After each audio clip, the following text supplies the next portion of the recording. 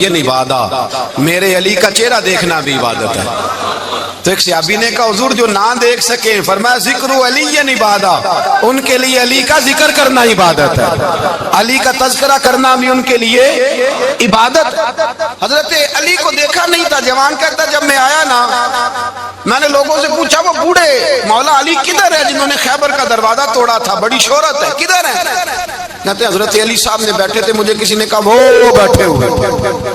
میں گیا تو حضرت علی اخروٹ کھا رہے تھے، تو پورا زور لگا رہے ہیں تو اخروٹ کوئی نہیں ٹوٹتا، پورا زور 2-3 دفعہ، کبھی اس دانت میں کبھی اس دانت میں، ٹوٹتا ہی نہیں۔ کہتے میں ہنسنے لگا تو حضرت علی نے مجھے پاس بلایا، کہا بیٹے ادھر آ۔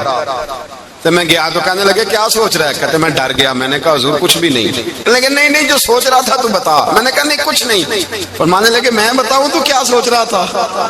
بتاؤں؟ کہ حضور بتائیے۔ آپ فرمانے لگے تو سوچ رہا تھا بابے سے اخروٹ تو ٹوٹتا نہیں، خیبر کیسے توڑ دیا تھا؟ تو سوچ رہا تھا کہ اس سے اخروٹ تو ٹوٹتا نہیں تو خیبر کیسے توڑا تھا؟ فرماتے ہیں میں نے کہا میں یہی سوچ رہا تھا۔ یہ جب عرض کیا نا تو فرماتے ہیں شیر خدا کا رنگ ہی بدل گیا، پہلے مسکرا رہے تھے پھر انداز بدل گیا۔ انہوں نے اپنے منہ سے وہ جو خروٹ لگا تھا جھاڑا، ہاتھ یوں جھاڑے، امامہ سیدھا کیا اور فرماتے ہیں شیر خدا بن کے بیٹھ گئے، کہنے لگے بیٹے اخروٹ کو چھوڑ، کوئی خیبر آ تو لا، میں ابھی بھی توڑنے کو تیار ہوں۔ خیبر کوئی ہے تو لا، میں ابھی بھی توڑنے کو، دیواریں ہلتی رہتی ہیں اور در کانپ جاتا ہے، علی کا نام سن کے اب بھی خیبر کانپ جاتا ہے، میں تو اس کو چھوڑ اخروٹ کو تو لا۔ کہتے ہیں میں نے کیفیت دیکھی تو حضرت علی کا تو رنگ ہی بدل گیا۔ میں نے کہا واقعہ یہ توڑ ڈالیں گے، یہ خیبر آج بھی یہ توڑ ڈالیں گے، کیفیت ہی بدل گئی۔ فرماتے ہیں شیر خدا مسکرائے، کہنے لگے بیٹا ڈرنا، مسئلہ سمجھ۔ کہا حضور کیا ہے؟ آپ فرمانے لگے اخروٹ میں جسم کی قوت سے توڑ رہا ہوں اور خیبر میں نے اپنے ایمان کی قوت سے توڑا تھا۔ میرے ایمان میں آج بھی بڑی قوت ہے، آج بھی اگر کفر للکارے گا، آج بھی اگر دین کا دشمن للکارے گا، علی کا جذبہ جہاد آج بھی بڑا جوان ہے، غیرت ایمانی آج بھی بڑی، دین کے ساتھ وفا کا رشتہ آج بھی بڑا میرا جوان ہے۔ تو بتا کوئی خیبر توڑنا ہے تو حضرت علی شیر خدا، ہر جگہ قربانی حضرت علی کی۔ جب مدینے میں نا حضور نے سب کو انصار اور مہاجرین کو بھائی بھائی بنا دیا تو حضرت علی چپ کر کے کھڑے ہیں۔ حضور نے فرمایا کیا سوچ رہے ہو؟ کہا حضور مجھے بھی تو کسی کا بھائی بنائے نا۔ حضور نے فرمایا انت اخی فی الدنیا والآخرہ، تو دنیا میں بھی میرا بھائی ہے، آخرت میں بھی میرا بھائی ہے۔ امام راضی نے لکھی ہے ایک بات، بڑی عجیب بات لکھی۔ امام راضی کہتے ہیں زمین پہ نبی پاک نے حضرت علی کو بھائی بنایا تھا تو آسمانوں پہ جبریل امین نے حضرت میکائیل کو بھائی بنا لیا۔ تو رب کریم نے پوچھا کیوں بھائی بن گئے ہو؟ کہا تیرے محبوب کا جلوہ دیکھ کے بن گئے۔ جس رات نبی پاک صلی اللہ علیہ وسلم ہجرت کر کے آئے نا، ایک کو حضور نے ساتھ لے لیا، امیر المومنین حضرت ابو بکر صدیق۔ ابو بکر دا پہلا نمبر کس کا ہے؟ دوسرا، تیسرا، چوتھا، یہ سبق بچوں کو یاد کرائیں۔ اب ہمارے لوگ مسئلے بھی قوالوں سے پوچھنے لگ گئے، فتویٰ بھی قوال کا چلتا ہے، اللہ خیر کرے۔ حضرت ابو بکر صدیق کو حضور نے ساتھ لے لیا ہجرت کی رات اور مولا علی شیر خدا کو بستر پہ سلایا۔ رستے میں بھی بڑا خطرہ تھا پر بستر پہ اس سے زیادہ خطرہ تھا، اس لیے کہ جب چادر میں لپٹا ہوا کوئی شخص ہے تو کسی کو کیا پتا کون ہے، اگر آ کے وہ پردہ نہ ہٹاتے ایسے ہی قتل کر دیتے تو کیا پرسانے حال ہوتا، کچھ بھی نہ ہوتا۔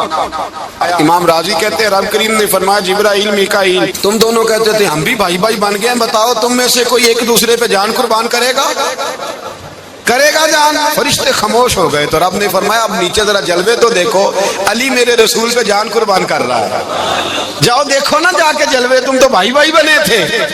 تو فرشتے عرض کرنے لگے مولا ہماری ڈیوٹی کیا ہے؟ فرمایا اب تمہاری ڈیوٹی یہ ہے کہ تم جاؤ زمین پہ 2 تلواریں لے لو اور علی کی چارپائی کے اوپر کھڑے ہو جاؤ، اس نے میرے مصطفیٰ پہ جان قربان کی ہے، اس کی جان کی حفاظت کرو، وہاں کھڑے ہو جاؤ۔ فرشتے بھی کرتے ہیں تعظیم میری، فدا ہو کہ ان پر یہ عزت ملی ہے۔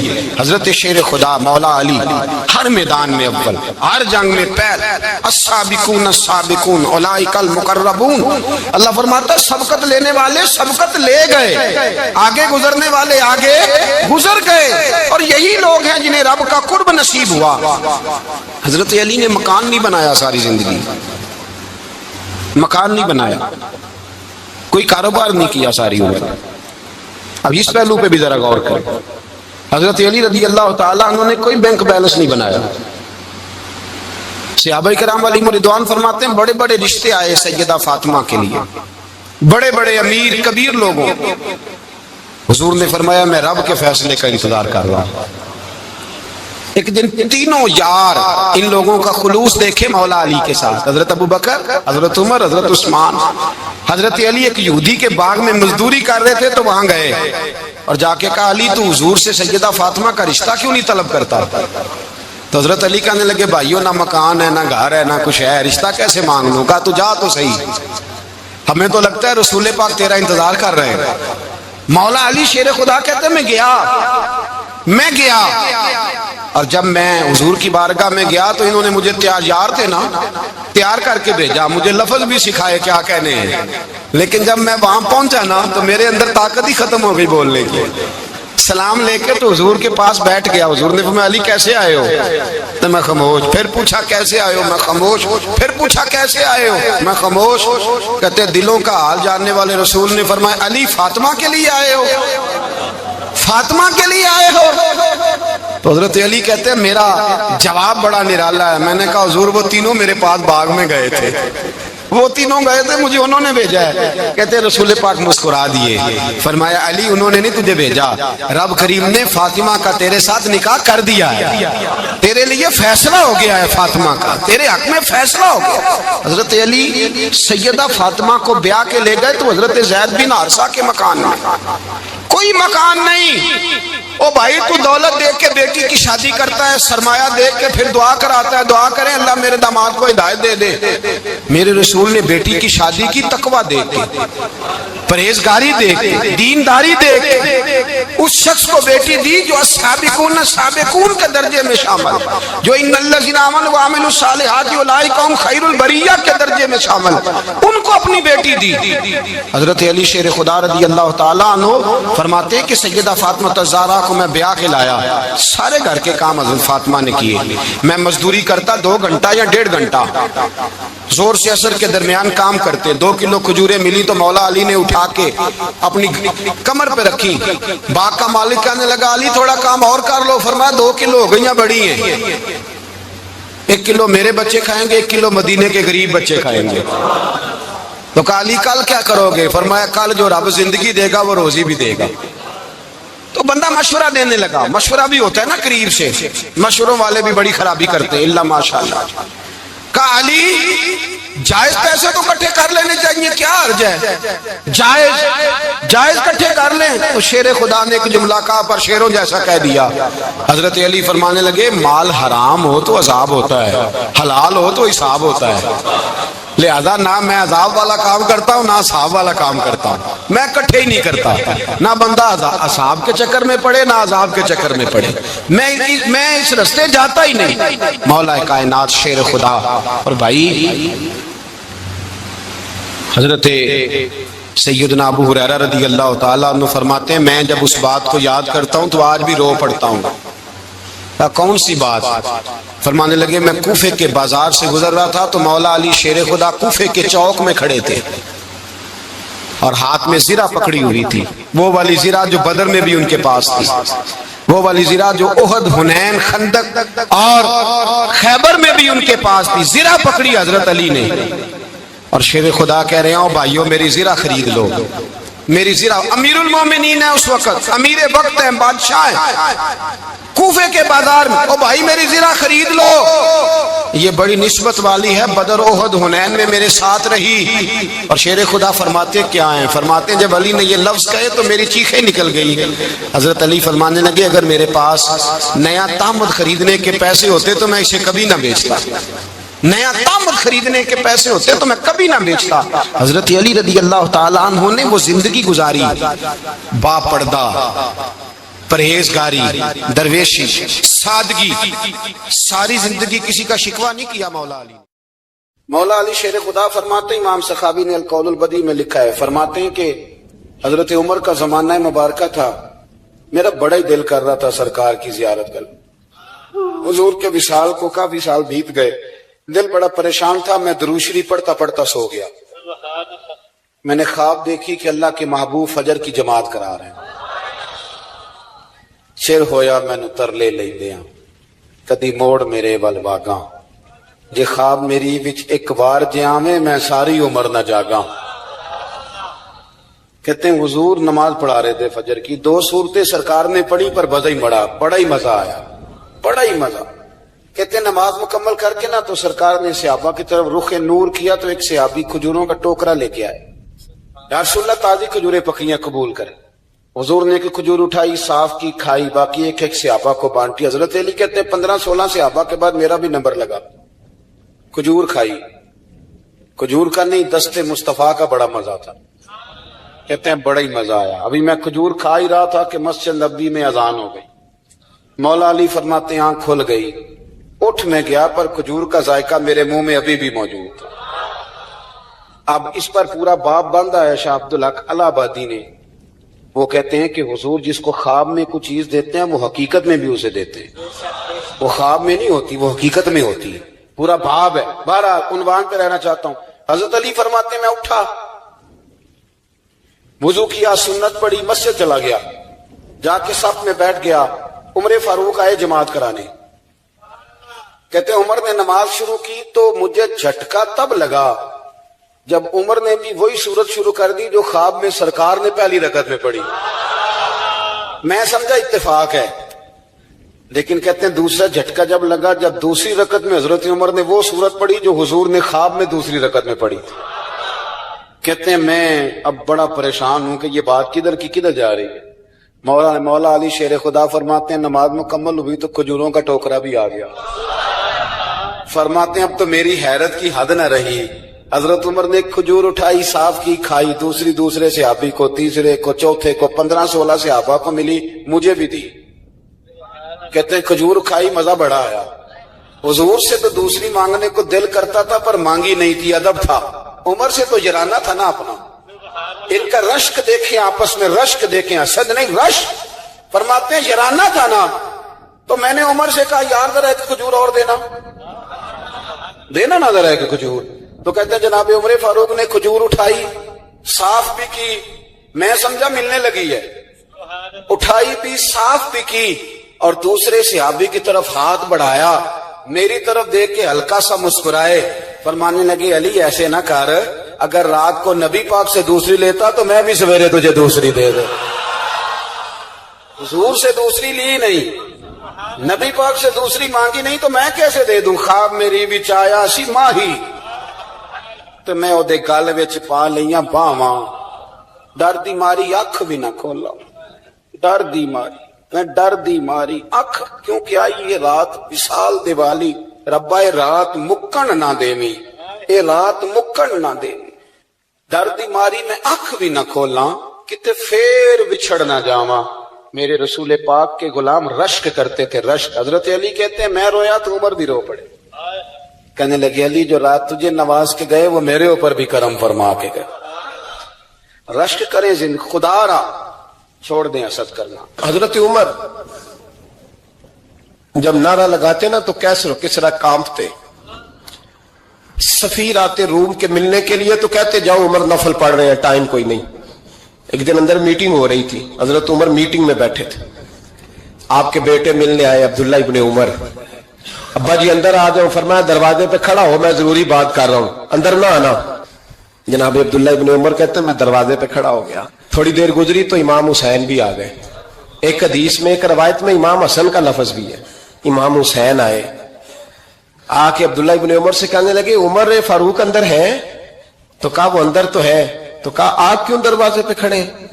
کہنے لگے ابا جی نے کہا ہے یہاں انتظار کرو, میں کوئی ضروری بات کر رہا ہوں. لیکن شہزادے میرے لیے کہا ہے, میرے لیے, آپ جانا چاہیں تو چلے جائیں. امام حسین کہنے لگے امیر المومنین کوئی بات کر رہے ہوں گے, میں ظہر کے وقت مسجد میں مل لوں گا, ظہر کا ٹائم آئے گا نا تو میں مسجد میں مل لوں گا.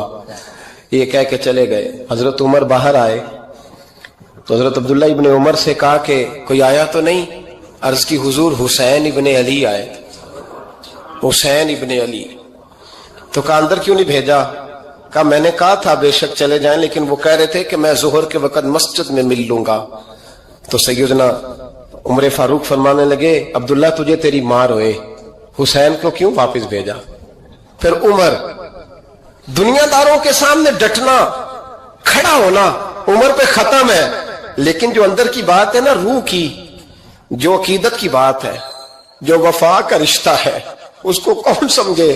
یہ جو روح کی مجبوریاں ہیں، یہ جو وفا کی مجبوریاں ہیں، اسے لوگ کیا سمجھیں؟ انہیں کیا پتا کہ مرشد کے بیٹے کے پیر چومنے میں حسن کیا ہوتا ہے؟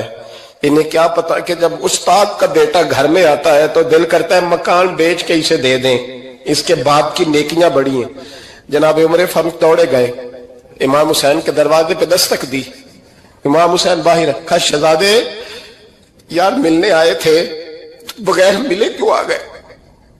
عرض کی کہ آپ مصروف تھے، آپ کے اپنے بیٹے بھی دروازے پہ کھڑے تھے تو میں واپس آ گیا۔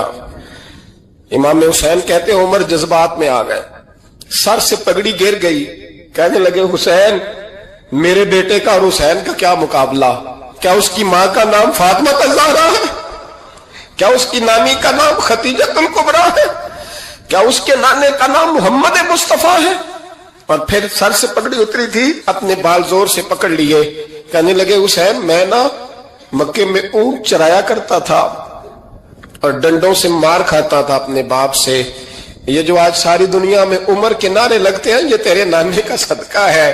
شہزادے میری وفا اور میری وفا میں جب تیرا دل کرے نا توڑ کے آ جایا کر۔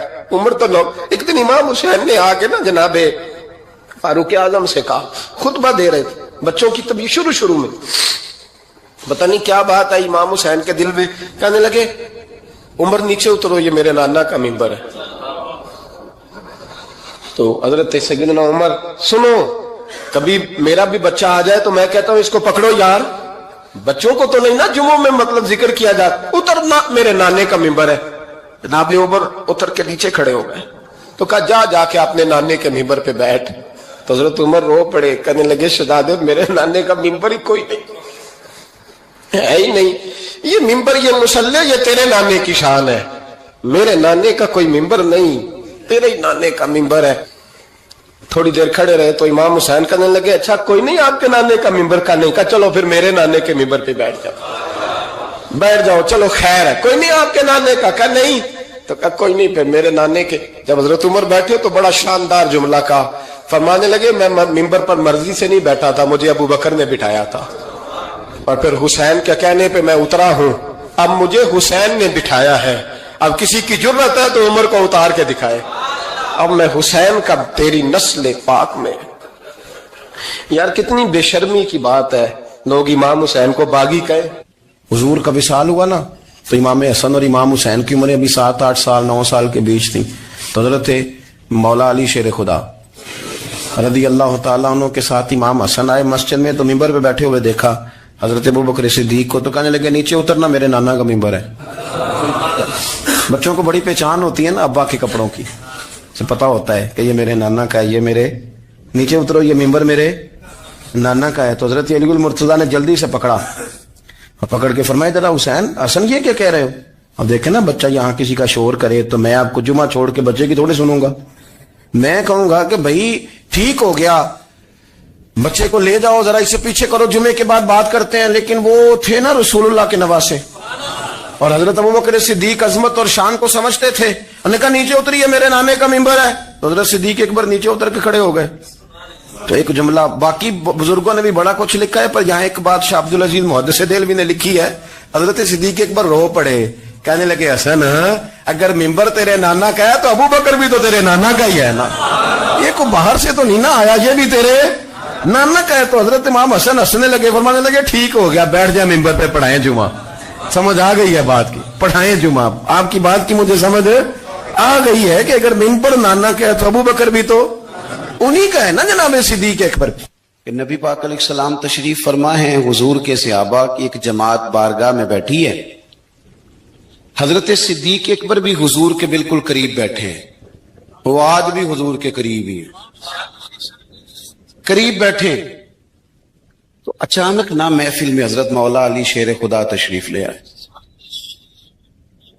باقی صحابہ بھی اٹھنا چاہ رہے تھے, کوشش ہو رہی تھی, لیکن پتہ ہے سب سے پہلے جگہ کم تھی, کو بندہ ذرا سرکتا یا جگہ بناتا تو جگہ بننا تھی.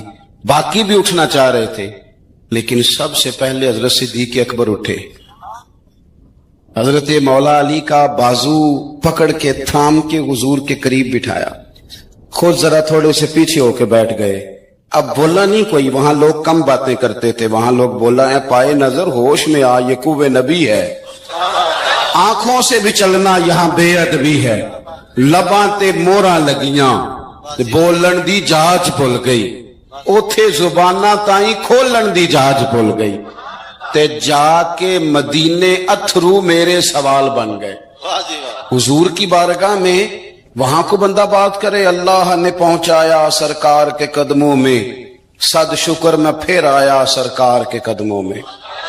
کچھ لمحے سلامی کو ٹھہرا ہوں مواجہ پر, پھر مجھ کو ادب لایا, پھر مجھ کو ادب لایا سرکار کے قدموں میں. تو حضرت کوئی کسی نے گفتگو نہیں کی, حضرت صدیق اکبر نے بازو تھاما اور لا کر کے نا حضرت مولا علی کو حضور کے قریب بٹھایا اور خود سائیڈ پہ جا کے بیٹھ گئے. کوئی بولا نہیں, بات نہیں کی. تب ہم تو باتیں زیادہ کرتے ہیں نا, جا کے سائیڈ پہ بیٹھ گئے. اور کسی نے کیا تبصرہ کرنا تھا, نہ کسی کی جرت تھی, نہ کوئی کرنا چاہتا تھا, نہ کر سکتا تھا. تھوڑی دیر خاموشی رہی, پھر میرے کریم بولے اور حضور بول کے فرمانے لگے, دیکھا تم نے ابو بکر نے کیا کیا ہے.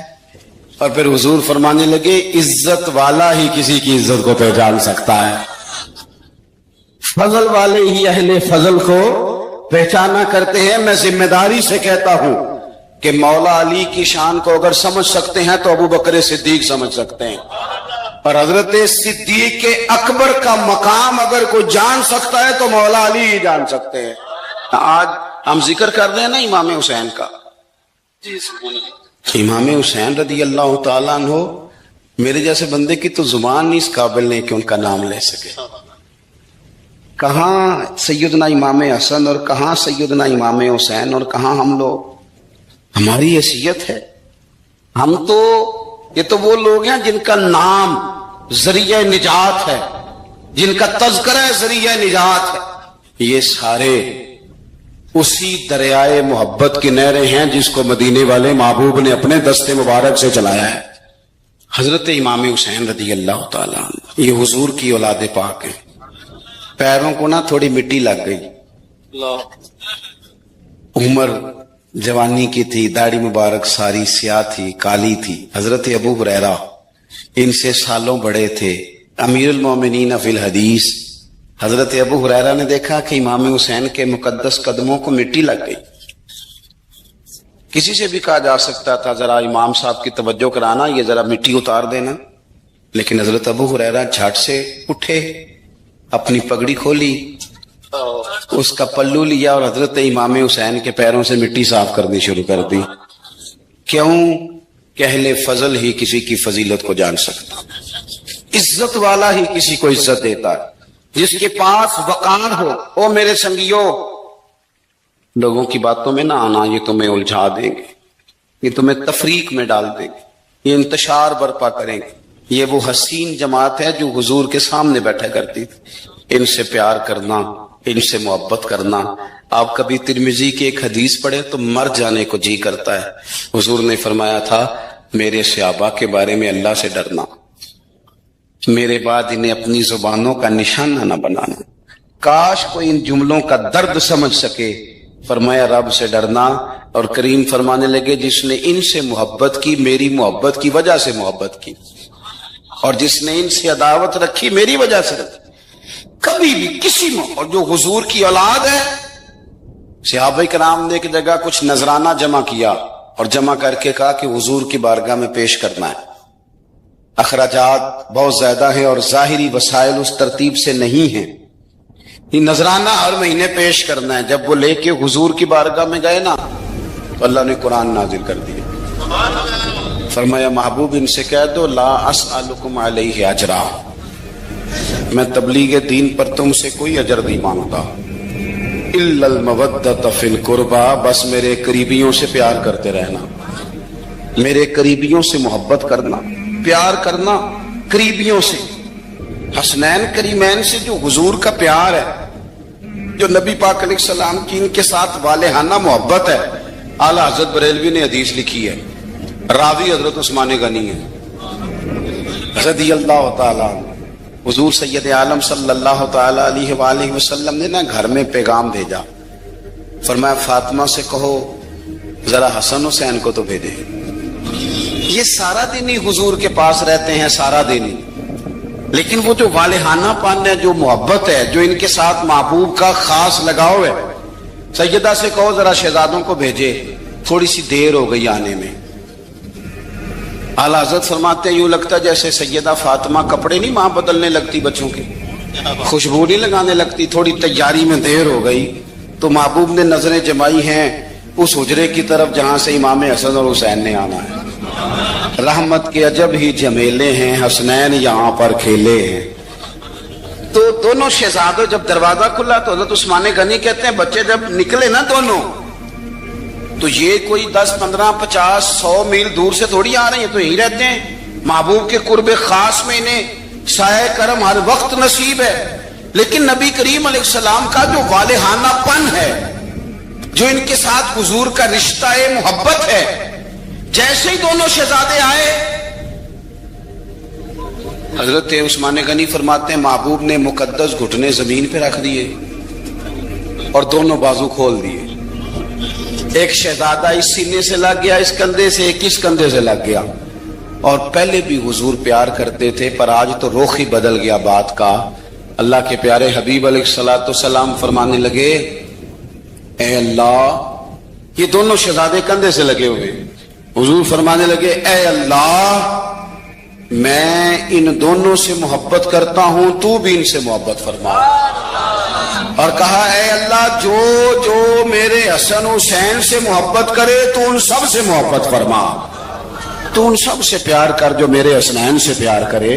अल्लाह के प्यारे महबूब अलैहिस्सलाम की मोहब्बत जब हुजूर को, भाई जिस चीज की तरफ महबूब ने एक दफा देखा है ना, वो गारे सौर में हुजूर एक दफा गए हैं, 3 दिन क़याम किया, एक दफा गए, तो हमारा तो कई बार जाने को दिल करता है। जहां हुजूर थोड़ी देर क़याम फरमाएं, उस जगह से प्यार हो जाता है। और जिन शहजादों से हुजूर इस वालेहाना अंदाज में प्यार करें, उनकी मोहब्बत, उनका प्यार हमारे दिलों में होना चाहिए। इब्ने जौजी ने लिखा है, सैकड़ों साल पहले, आज के किसी आलिम की बात बताता तो लोग इनकार को, सैकड़ों साल, कहते हैं बलख में कहत पड़ गया, लोग हिजरत करके समरकंद आ गए, एक सैयदों का खानदान भी आया, एक ऐसी खातून भी आई जिसके साथ 3 बेटियां थी, बेटा भी कोई नहीं, खामद फौत हो गया। मस्जिद के साथ मेहमान खाने बने होते थे, वहां उसने बच्चों को ठहराया और निकली समरकंद में कि कोई आदमी मिल जाए। तो वो सेठ साहब, चौधरी साहब कहने लगे, मुझे कैसे पता चलेगा तू सैयद है, मुझे बताओ, किसी को चौक में खड़ा करके कहा जाए बताओ तू कौन होता है, उस शख्स का क्या असर होता है, क्या हाल होता है। कहा कैसे पता चलेगा? तो सैयदजादी ने अपना पल्लू खोला और अपने आंसू दोनों आंखों से साफ किए, तो कहने लगी, अल्लाह तेरा भला करे, मैं साबित नहीं कर सकती कि मैं हुजूर का खानदान, मेरे पास कोई दलील नहीं, मैं नहीं बता सकती। चल ठीक है, चली गई। किसी ने बताया कि यहाँ एक यहूदी भी रहता है, वो बड़ा सखी है, या आतिश परस्त है, या पारसी है काफिर गैर, सखी बड़ा है। उसके पास गई, बैठी रही, लोग बैठे थे, जब चले गए तो करीब गई, कहने लगी, मजबूर हूं, परेशान हूं, गरीब नहीं हूं। कहने लगा, बीबी तुझे कभी देखा नहीं, समरकंद की इतनी आबादी नहीं, मैं सारे शहर, तू कौन है? तो कहने लगी, तारफ ना ही पूछे तो अच्छा है। उसने कहा, चलो अगर पता चल जाए तो। कहने लगी, मैं मुसलमानों के नबी की औलाद हूं। मुसलमानों? उसने कहा, पैगंबर खुदा की औलाद। उठ के खड़ा हो गया, बीबी को साथ लिया, घर गया, कहने लगा, जो साफ सुथरा कमरा है ना उसे फिर तोड़ डालो। सारी 9 साल की उम्र थी जब कलमा पढ़ा, 9 साल حضور نے سب گھر والوں کی دعوت پکائی. میرے برتن زیادہ جب صاف سب لوگ آ ستھرے نہیں، میں نئے نہ خرید کے گئے لاتا. سارے خاندان والے تو فرمایا میں اللہ کا نبی کون کون میری مدد کرے گا. اپنے بچوں سے کہنے لگا اونچا نہ آپ کو پتا ہے نا کہ جب مشکل وقت آتا ہے نا یہ تب پتہ چلتا ہے نا ساتھ کون چلتا ہے. یہاں کوئی شخص اونچی امیر بات آدمی نہ ہو نا کرے. جس کے پاس 10 کروڑ روپیہ ہو جو میرا بالکل اور وہ اپنے مکان کا تیسرا لینٹر ڈالنے لگے نا تیسرا تو سارے بڑے بڑے لوگ آ کے پوچھتے ہیں چودھری صاحب کوئی ضرورت ہوئی تو بتانا. مجھے سلیقے نہیں ایسے آتے. پوچھے تو غریب آدمی کی چھت گر جائے تو اسے کوئی نہیں پوچھتا بلکہ جن سے تعلق ہوتا ہے وہ بھی موبائل بند کر لیتے ہیں. وہ کہتے ہیں اسے واپس کیسے کریں. حضرت مولا علی اس زمانے میں جب شام سون گیا سب کو حضور نے فرمایا کون کون میرے ساتھ چلے گا. روٹی بھی کھا لی گھر بھی آ گئے صادق اور امین بھی کہہ لیا جب کا چلے گا کون کون چپ کر گئے. حضرت علی کہتے ہیں جب میں نے حضور کے چہرے پر ذرا پریشانی دیکھی نا چلتے کیوں نہیں تو آپ فرماتے ہیں کہ ابھی میں کھجور کھا رہا تھا جن کا لمبا پہنا ہوا تھا سب سے پیچھے بیٹھا تھا. حضرت علی کا قد بھی درمیانہ تھا. آپ فرماتے ہیں میں اٹھا اور کھجور ابھی میرے منہ میں تھی جھٹپٹ میں نے اسی طرح نکال کر جیب میں ڈال اور میں پنجوں کے بل کھڑا ہو گیا دونوں بابو کھڑے کر کے حضور یہ نہیں بولتے تو نہ بولے انا ناصرو کا یا رسول اللہ انا حافظو کا یا رسول اللہ. حضور آپ جہاں جہاں کہیں گے علی آپ کا مددگار بنے دین کی مدد کرے گا اور اگر آپ تک کوئی آئے گا تو علی آپ کی حفاظت کرے گا. 9 سال کی عمر میں چلے علی دین کی مدد. پھر بدر میں بھی پہلی صف میں احد میں بھی پہلی صف میں خندق میں بھی پہلی صف ایک جنگ میں حضور نے کہا علی تو رہ جاؤ اس دفعہ رہ جاؤ اس کی رو پڑے. حضرت علی دلیر آدمی تھے رو پڑے کہنے لگی حضور آپ مجھے بچوں اور عورتوں کے پاس چھوڑ کے جا رہے ہیں حضور مجھے لے چلے میں میدان کا زندگی ساری گزار دی ساری زندگی گزار دی اپنے زمانے میں آپس کا اختلاف بھی دیکھا ساری زندگی شیر خدا نے دین کو دیکھنے لگا. کل کوفے کی جامع مسجد میں 21 رمضان کو جب حضرت علی کو خنجر لگا نا تو تاریخ میں جملہ محفوظ ہے خنجر لگا نا جب 9 سال کی عمر میں جاری لگائی 9 سال عمر ہو گئی جب خنجر لگا تو کہنے لگا فزت برب الکعبہ مجھے رب کعبہ کی قسم آج کامیاب ہو گیا ہوں. پانی پڑنے سے لیاں رنگا رنگ کڑے اسی پڑیا اس دا جانیے جس دا کل چڑھے کل سے میں آج کامیاب ہو گیا میں کامیاب ہو گیا. وہ جو میں نے کہا تھا حضور میں ساتھ رہوں گا میں سجنا سب توڑ نبھائی جان دیتی راہ تیرے دل دیا آج دین کو دے دیا کون سی کام چھوڑ کے گئی کون سا نظام بنا کے گئے. امام حسن بھی شہید ہوئے پتہ ہے آپ کو امام حسن کا بھی دن منانا چاہیے کہ نہیں. ان کے یوم مثال پر بھی جلسہ کر لیا کرو بڑا امام حسین سے ادھر سارا زمانہ چلتا ہے ادھر چل پڑتے ہو. حدیث میں جہاں جہاں نام آیا نا پہلا امام حسن کا ہے دوسرا امام حسین کا ہے اور امام حسین کے اپنے جملے ہیں فرماتے ہیں میرا بھائی نہیں میرا امام ہے میرا امام بھی. اور آپ فرمایا کرتے تھے میں نے بڑی چیزیں حسن سے سیکھی ہیں جو انہوں نے سیکھا ایک بتاؤں اس میں سے کچھ لوگ تھکے تھکے ہیں آپ لوگ سے حالانکہ میں تو زیادہ سفر کر کے عرض کروں جو انہوں نے سیکھا ہے سنو. امام حسین خود بتاتے ہیں فرماتے ہیں کہ میرے بھائی نے امام حسن اپنی ایک بیوی کو طلاق دینا چاہتے ہیں اختلاف شدید ہو گیا بات طلاق تک آ گئی. مجھے پتہ چلا تو میں پہنچا میں نے کہا بھائی جان کیا اختلاف ہے بابی سے میں طلاق دینے لگے فرمایا ہاں طلاق دے دیا چلے گئے جانے کے فرمایا بتائیں غلطی کیا کیوں دے رہے ہیں تو امام حسن فرمانے لگے حسین آپ نے قرآن نہیں پڑھا جی پڑھا ہے بتائیں کہنے لگے اللہ فرماتا ہے ہن لباس لکم وانتم لباس لہن مردوں کا لباس ہے مردوں کا لباس ہے. میری بیوی میں کوئی کمزوری ہوگی تو میں پردہ ڈالوں گا کہ دنیا کو بتاؤں گا. امام حسین کہتے ہیں میں نے اٹھ کے بھائی کا ہاتھ چوما میں نے کہا آیت میں نے پہلے بھی پڑھی تھی تفسیر آج سمجھ میں آئی تفسیر آج سمجھ میں آئی ہے میرے بڑے بھائی نے سمجھائی ہے. کہتے ہیں کچھ دنوں کے بعد امام حسن نے بیوی کو طلاق دے دی وجود کے رونگٹے کھڑے ہو جائیں. میں پھر آیا اور میں نے کہا میرے شانوں والے بھائی آپ بھی بتا دیں کیا مسئلہ تھا. کہتے میرا ماں کا چوما میرے بڑے بھائی نے کہنے لگے حسین چھوڑ وہ غیر محرم بیوی ہے میں کسی غیر کی باتیں تیرے ساتھ کیا طلاق دے دی غیر محرم ہو گئی اب اس کا ذکر کیا چھیڑ دیا؟ کہتے ہیں میں سمجھ گیا کہ میرا بھائی قرآن کی اس روح کو جانتا ہے جو حسین تک نہیں پہنچا۔ امام حسن رضی اللہ تعالیٰ عنہ، آپ کو پتہ ہے یہ کائنات کا وہ عظیم شخص ہے، حسن ابن علی، وہ عظیم ہستی ہے جس نے نماز چھوڑ دیا، تخت چھوڑ دیا، پر نبی پاک کی امت کو جوڑ دیا۔ نبی کریم نے ان کو اپنے ساتھ بٹھا کے کہا تھا، صحیح بخاری میں موجود ہے، یہ میرا بیٹا سید ہے، یا مسلمانوں کی دو جماعتیں لڑیں گی تو یہ صلح کرائے گا۔ حضرت امام حسن نے تخت چھوڑا، تاج چھوڑا، لیکن مسلمانوں کو آپس میں اتنی بڑی قربانی، اتنی بڑی قربانی، یہاں تو بڑا چھوٹا سا مسئلہ ہوتا ہے، مسجد میں اچھے بڑے امام صاحب نماز پڑھا رہے ہوتے ہیں، بچے پڑھ رہے ہوتے ہیں، اور مسجد میں تو تقریباً 15-20 چودھری اتوار مسجد میں ہوتے ہیں،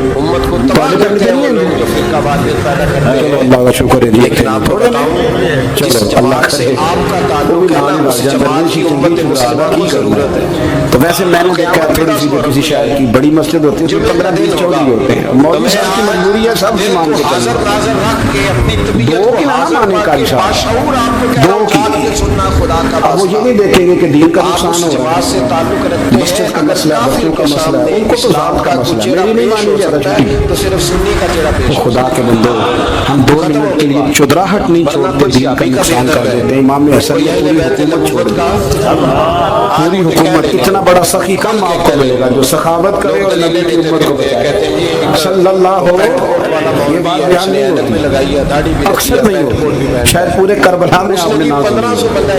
ماشاء اللہ، اس کو سمجھے امام حسن۔ اور پھر مزے کی بات، امام حسن کی شہیدوں نے زہر دیا گیا، اور جب وہ شدید بیمار ہو گئے نا، زہر اثر کر گیا، تو امام حسین آئے، بڑے پریشان ہوئے، رو پڑے، کہنے لگے بھائی مجھے بتاؤ کس نے زہر دیا؟ تو امام حسن کہنے لگے حسین مجھے شک ہے ایک شخص پر، لیکن شک ہے بھائی، اگر صرف شک ہے تو میں کسی بے گناہ کو بدنام کیسے کر دوں، تمہیں کیسے نام بتا دوں؟ یہ نامعلوم پرچے کراتے نہیں ہم روز ہی نامعلوم پرچے، جس پہ دشمنی ہے اس کا نام لکھا دو، ختم ہو گئی بات۔ امام حسن کی تربیت دیکھو، فرمانے لگے جس پر مجھے شک ہے اس کا نام بتا دوں، تو اگر وہ نہیں تو بے گناہ کا ذکر کیسے کر دوں؟ تو امام حسین فرمانے لگے بھائی جان اگر وہی ہوا تو آپ فرمانے لگے وہی ہوا نا تو حسین پھر بھی تو چھوڑ دے، میں نے رب کے سپرد کر دیا، اللہ بہترین انتقام لینے والا ہے۔ اللہ اتنا بڑا حوصلہ سیدہ کے بیٹے کا، شیر کے بیٹے کا، شیروں جیسا کلیجہ، اتنا دل دریا سمندروں ڈونگے، کون دلاں دیاں جانے۔ او بھائی تھوڑا حوصلہ کر، جتن تے ہر کوئی کھیڈے، تو ہارن کھیڈ فقیرہ، اور جتن دا مل کوڈی پیندی ہارن دا مل ہیرا۔ کہیں بیک بھی تو ہو نا، کہیں تو درگزر بھی تو کرنا کہ ہر جگہ چھا کے رہنا ہے، ہر جگہ چھا کے رہنا ہے۔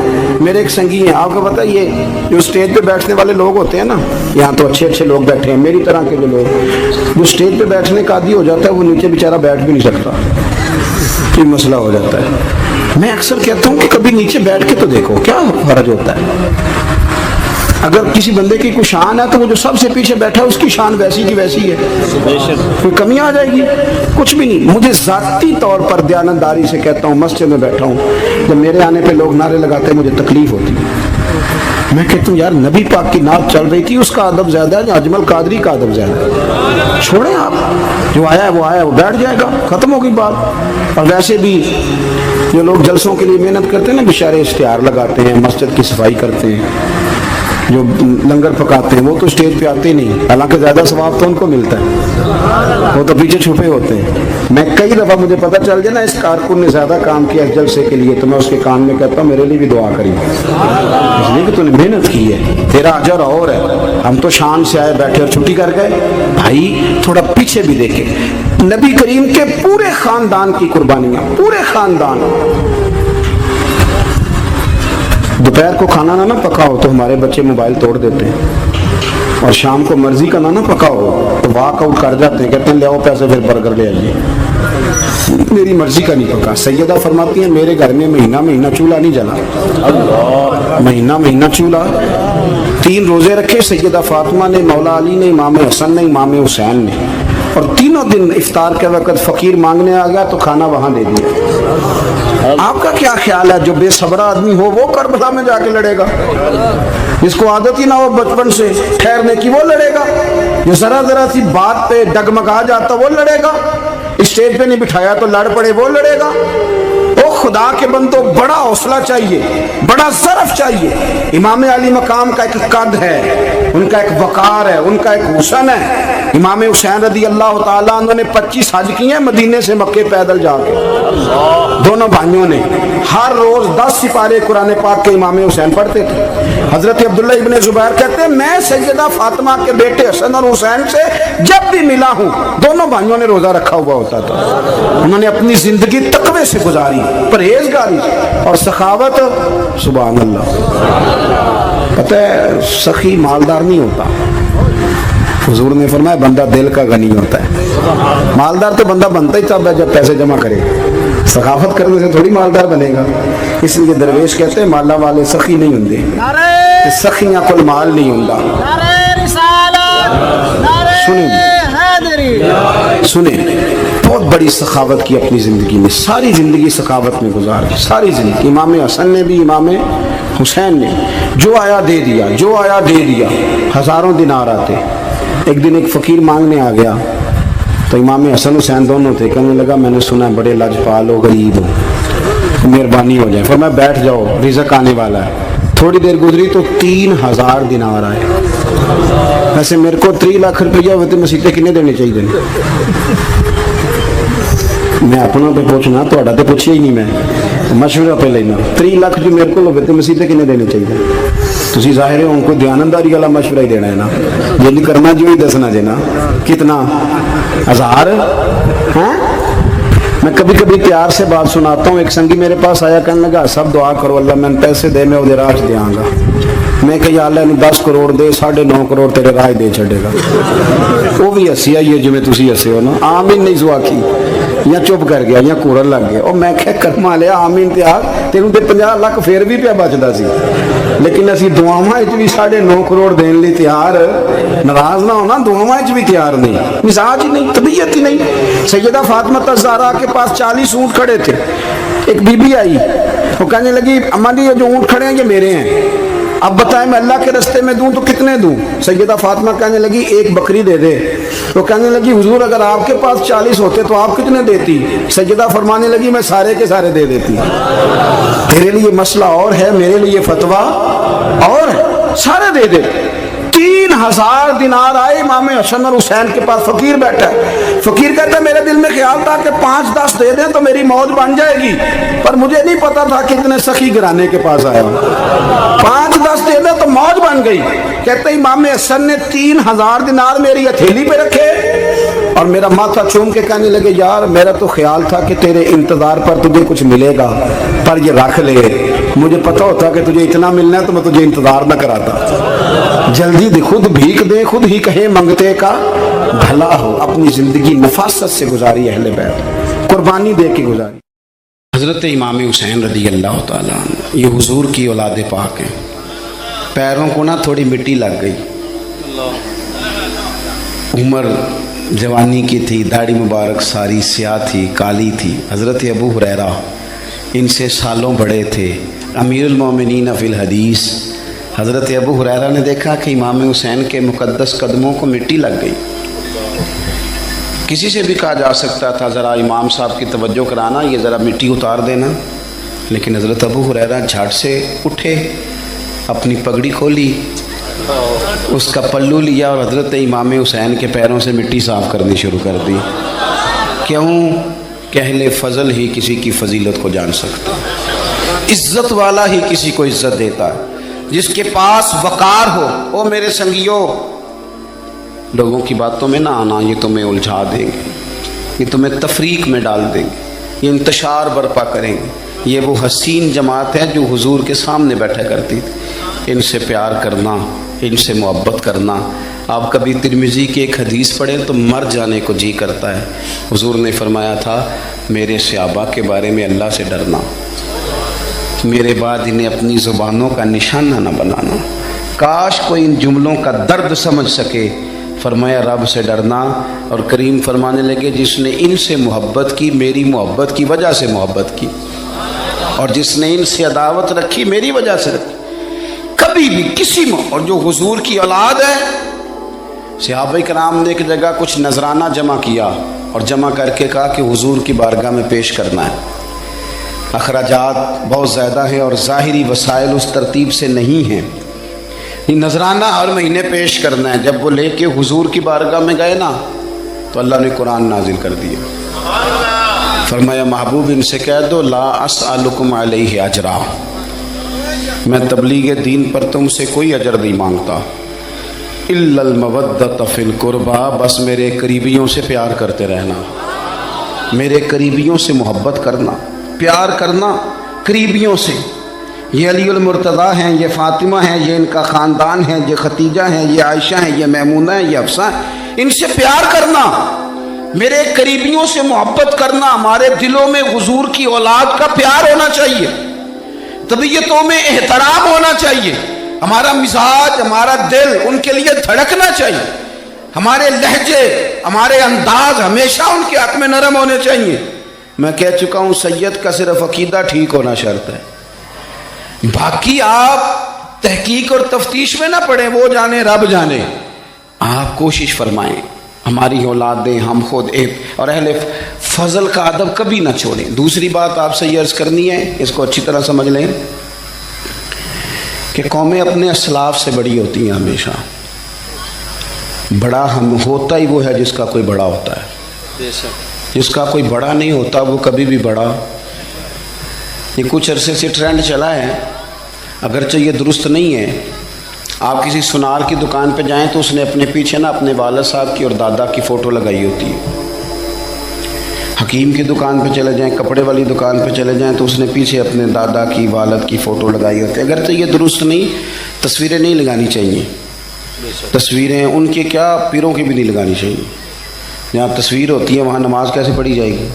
فرشتہ رحمت کا نہیں آئے گا. یہ تو اب ایک ضرورت بن گئی. تو اب ضرورت کیا، اب تو خیر نفسیاتی مسئلہ بن گیا ہمارا. یہ نفسیاتی مسئلہ ہے. یعنی سلام بعد میں فوٹو پہلے، یعنی سیانے سیانے لوگ. اور یہ ہمیں ایسے کھیل تماشے میں لگایا گیا ہے کہ میں ڈھیر سارے لوگوں پر غور کرتا ہوں، پھر ان کے لیے دعا کرتا ہوں کہ یا اللہ ان کی مدد فرما. یعنی اس طرح کی حالت ہے کہ وہ زندہ ہی موبائل کے اندر ہیں، ہر چیز ہی. مجھ سے ایک دفعہ ایک صاحب نے پوچھا مولوی آج کل بڑے لڑ رہے ہیں. میں نے کہا وہ 4-5 ہے جن کو آپ ٹی وی موبائل پہ دیکھتے ہیں، آپ میرے ساتھ آئیں، میں آپ کو 20 اور سینکڑوں شیخ الحدیث بتاتا ہوں جو سکون سے بیٹھ کر رسول اللہ کا دین پڑھا رہے ہیں. تو آپ مسئلہ صرف یہ ہے کہ ہم نے کل زندگی وہ سمجھ لی ہے جو موبائل کے اندر ہے. بہرحال وہ تصویر لگائی ہوتی ہے سنار نے بھی اور حکیم نے بھی اور ڈاکٹر نے بھی اور بہت سارے لوگوں نے کہ جناب اب یہ جو تصویر لگاتے ہیں تو اس کے پیچھے پوری حکمت ہوتی ہے. آپ ان سے پوچھتے ہیں یہ فوٹو کیوں لگائی ہے تو وہ کہتے ہیں ہم یہ بتانا چاہتے ہیں کہ یہ کام آج نہیں ہم نے شروع کیا، ہمارا شجرہ پرانا ہے، ہمارے باپ دادا سارے یہی کام کرتے تھے، ہمارا خاندانی ورثہ ہے. وہ ثابت یہ کرنا چاہتے ہیں کہ ہم پیچھے سے ہمارا ایک سلسلہ آ رہا ہے. ساری دنیا اپنے اکابرین کو، اسلاف کو، بڑوں کو ان کے زور پر بڑا ہونا چاہتی ہے. یہاں کچھ لوگ ایسے آئے ہیں جن کے نزدیک معاذ اللہ صحابہ ہی ٹھیک نہیں تھے، اہل بیت ہی ٹھیک نہیں تھے.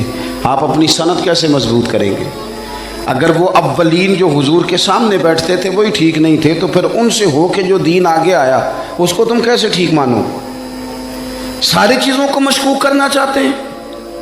ہمارے بزرگوں نے، امام بخاری نے، امام مسلم نے محنت کر کے حدیثیں تلاش کی، اصول بیان کیے کہ یہ حدیث صحیح ہے، متواتر ہے، حسن ہے، ضعیف ہے، کیا ہے، اس کے اصول اور قاعدے بیان کیے.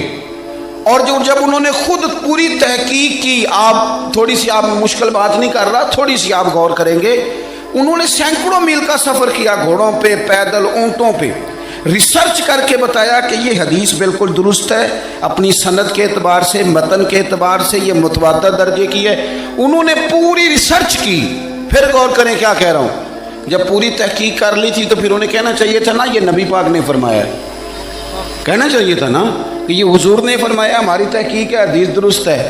لیکن کسی نے بھی ڈائریکٹ نہیں کہا. انہوں نے جب بھی کہا کہنے لگے حضرت عبداللہ ابن عمر فرماتے ہیں کہ حضور نے یوں فرمایا. حضرت انس بن مالک فرماتے ہیں کہ حضور نے یوں فرمایا. حضرت جناب سیدہ عائشہ صدیقہ فرماتی ہیں یوں حضور نے فرمایا. حضرت ابو ہریرہ فرماتے ہیں یوں حضور نے فرمایا. انہوں نے نا پہلے اس صحابی کا نام لیا جنہوں نے وہ بات اپنے سینے میں محفوظ کی. کیا بتایا انہوں نے ہمیں کہ ہم دنیا گھوم آئے ہیں, ریسرچ کر آئے ہیں, تلاش و بسیار کے بعد اس نتیجے پہ پہنچے ہیں کہ دین کا اصل فیض وہی ہے جو صحابہ اور اہل بیت کے سینوں سے ہو کے امت کو نصیب ہوا ہے. اصل فیضان وہ ہے جو وہاں سے ہو کے آیا. تو ایک بات تو یہ کہ اہل فضل کی عظمت, اور دوسری بات کہ اپنے اکابرین کے ساتھ جوڑ کے رہنا, اور تیسری بات حضرت سیدنا امام حسین, حضرت امام حسن رضی اللہ تعالی عنہما, ان دو شہزادوں سے نا نبی پاک صلی اللہ علیہ وسلم نے جو محبت فرمائی ہے نا وہ بھی بڑی قابل دید ہے. حضور نے جو ان سے پیار کیا ہے.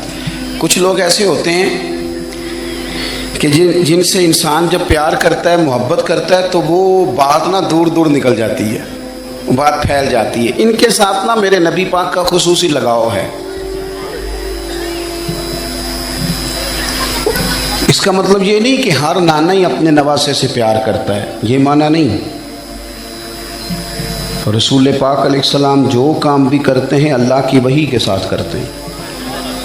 حضور کا ہر کام وحی خدا ہے, اپنی مرضی سے حضور کوئی کام نہیں کرتے. تو نبی پاک نے جو بھی کیا ہے وہ امت کے لیے نمونہ ہے.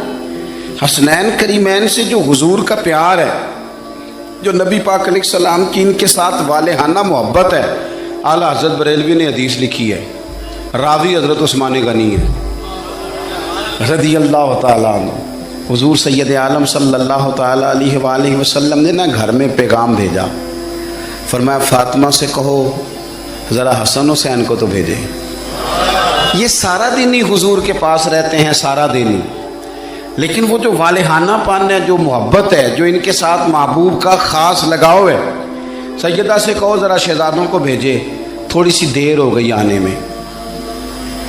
اعلیٰ حضرت فرماتے ہیں یوں لگتا جیسے سیدہ فاطمہ کپڑے نہیں ماں بدلنے لگتی بچوں کے, خوشبو نہیں لگانے لگتی, تھوڑی تیاری میں دیر ہو گئی تو محبوب نے نظریں جمائی ہیں اس حجرے کی طرف جہاں سے امام حسن اور حسین نے آنا ہے. رحمت کے عجب ہی جمیلے ہیں, حسنین یہاں پر کھیلے ہیں. تو دونوں شہزادوں جب دروازہ کھلا تو حضرت عثمان غنی کہتے ہیں بچے جب نکلے نا دونوں, تو یہ کوئی 10 15 50 100 میل دور سے تھوڑی آ رہے ہیں, تو یہیں رہتے ہیں. محبوب کے قرب خاص میں انہیں سایہ کرم ہر وقت نصیب ہے. لیکن نبی کریم علیہ السلام کا جو والہانہ پن ہے, جو ان کے ساتھ حضور کا رشتہ محبت ہے, جیسے ہی دونوں شہزادے آئے, حضرت عثمان غنی فرماتے ہیں محبوب نے مقدس گھٹنے زمین پہ رکھ دیے اور دونوں بازو کھول دیے. ایک شہزادہ اس سینے سے لگ گیا, اس کندھے سے, ایک اس کندھے سے لگ گیا. اور پہلے بھی حضور پیار کرتے تھے, پر آج تو رخ ہی بدل گیا بات کا. اللہ کے پیارے حبیب علیہ الصلوۃ والسلام فرمانے لگے اے اللہ, یہ دونوں شہزادے کندھے سے لگے ہوئے, حضور فرمانے لگے اے اللہ میں ان دونوں سے محبت کرتا ہوں, تو بھی ان سے محبت فرما. اور کہا اے اللہ جو جو میرے حسن حسین سے محبت کرے تو ان سب سے محبت فرما, تو ان سب سے پیار کر جو میرے حسنین سے پیار کرے. اللہ کے پیارے محبوب علیہ السلام کی محبت جب حضور کو, بھائی جس چیز کی طرف محبوب نے ایک دفعہ دیکھا ہے نا, وہ غار ثور میں حضور ایک دفعہ گئے ہیں, 3 دن قیام کیا ایک دفعہ گئے, تو ہمارا تو کئی بار جانے کو دل کرتا ہے. جہاں حضور تھوڑی دیر قیام فرمائیں اس جگہ سے پیار ہو جاتا ہے. اور جن شہزادوں سے حضور اس والہانہ انداز میں پیار کریں, ان کی محبت, ان کا پیار ہمارے دلوں میں ہونا چاہیے. اور کچھ نہ ہمارے جذبات ہونے چاہیے, کچھ ہمارے جذبات میں والہانہ پن ہونا چاہیے ان شہزادوں کے لیے. آج کل نا ہمارے ہاں دور ہے تقریروں کا, پوسٹیں لگانے کا, اپنی اپنی کا. اور ویسے بھی جو جو ہم لکھ رہے ہوتے ہیں, جو بول رہے ہوتے ہیں, وہ اپنے لیے نہیں ہوتا الا ماشاء اللہ, وہ تو سامنے والے کے لیے ہوتا ہے. تو حضرت مجدد الفسانی رحمۃ اللہ علیہ کے حالات پہ ایک سیرت نگار نے لکھا ہے کہ آپ نے ایک شخص کو نا اپنے سلسلہ نقشبندیہ میں اجازت دی کہ اب آپ بھی آگے اللہ اللہ بتائیں، تربیت کریں، یہی طریقہ ہوتا تھا. تو ان کو خلافت دے دی، اب وہ سلسلہ طریقت میں آگے اشاعت سلسلہ کا کام کریں گے. کچھ عرصے کے بعد وہ خلیفہ صاحب نے حضرت شیخ کو خط لکھا تو کہنے لگے حضور آپ نے فقیر کو اجازت دی تھی، اب میں تقریر بھی کرتا ہوں، تدریس بھی کرتا ہوں، تصنیف بھی کرتا ہوں. تو حضرت فرمانے لگے آپ بہت اچھے کام کر رہے ہیں، رب آپ کو برکت دے، پر یہ سارا کچھ تو آپ لوگوں کی اصلاح کے لیے کر رہے ہیں، کچھ اپنے لیے بھی کرتے ہیں.